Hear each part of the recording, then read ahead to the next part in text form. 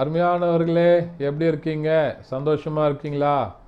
நிச்சயமாகவே நீங்கள் சந்தோஷமாக, மகிழ்ச்சியாக, ஆசீர்வாதமாக இருக்க வேண்டும் என்று சொல்லி ஆண்டவருக்குள்ளே உங்களை வாழ்த்துகின்றேன். ஆண்டவர் உங்களை ஆசீர்வதித்து மகிழ பண்ணுவாராக.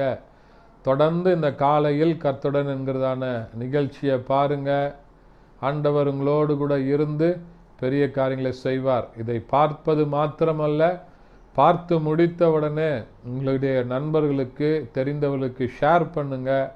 ஆண்டவருடைய வார்த்தை, ஆண்டவருடைய வசனம் அநேகருக்கு பிரயோஜனமாக இருக்க ஆண்டவர் உதவி செய்வாராக. இந்த நாளின் தியானத்திற்கு என்று சொல்லி நாம் தெரிந்து கொள்ளப்பட்ட வேத பகுதி 1 சாமுவேலின் புத்தகம் 26ஆம் அதிகாரம் அதனுடைய 25வது வசனம் இப்படியாய் சொல்லுகிறது.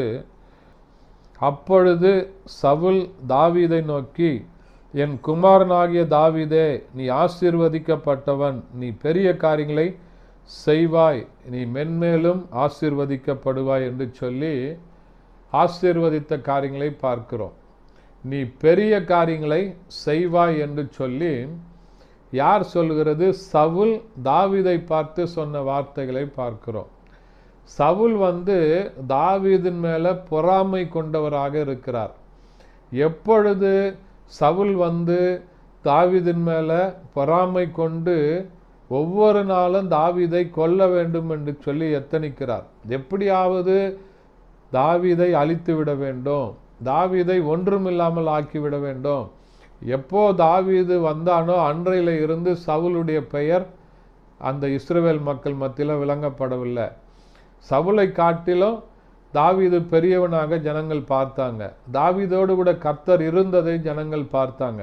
தாவீதோடு கூட ஆண்டவர் இருந்தபடினால அவன் நாளுக்கு நாள் விருத்தி அடைந்தான். தன்னுடைய காரியங்களில் நாளுக்கு நாள் ஆசீர்வாதத்தை பெற்றுக்கொண்டான். ஜனங்கள் எல்லாரும் தாவீதின் மேல நம்பிக்கை வைத்து தாவீதை ஒரு பெரிய ராஜாவாக ஏற்றுக்கொண்டபடினால சவுலுக்கு தாவீதின் மேல பொறாமை வருகிறது. அவன் தாவீதிற்கு சத்துருவாக மாறி போகிறான். ஆனா சவுலை ஆண்டவர் தாவீதின் கையில ஒப்பு கொடுத்த போது தாவீது அவனை ஒன்றும் செய்யாம, அபிஷேகம் பண்ணப்பட்டவன் மீது நான் கையை போட மாட்டேன்னு சொல்லி அவனுடைய ஜீவனை அவன் விட்டு கொடுத்ததுனால அவன் சொல்றான். யார் சொல்றது? சத்துருவாய் இருந்தவன், அழிக்க வேண்டும் என்று சொல்லி இருந்தவன், அவன் மேல பொறாமை கொண்டவன், அவன் தாவீதை பார்த்து சொல்லுகிறான், நீ கர்த்தராலே ஆசீர்வதிக்கப்பட்டவன், நீ பெரிய காரியங்களை செய்வாய் என்று சொல்லி. உண்மையிலே இந்த வார்த்தைகளை விசுவாசிங்க. நீங்க ஆண்டவரால் ஆசீர்வதிக்கப்பட்டவர்கள், நீங்கள் பெரிய காரியங்களை செய்வீங்க.